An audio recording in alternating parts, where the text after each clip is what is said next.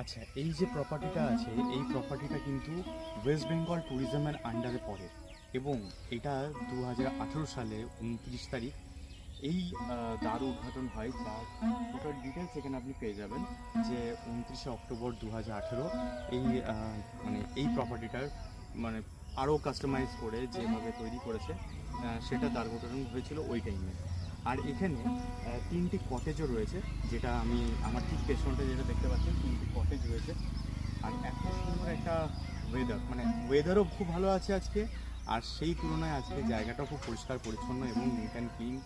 ভালো, যারা ফটোশ্যুট করতে চান, যারা ওয়েডিং ফটোগ্রাফি করতে চান, যারা অন্নপ্রাশনে ভিডিও বানাতে চান, বা যে কোনো ক্ষেত্রে হতে পারে, সেটা কিন্তু এখানে করতে পারেন।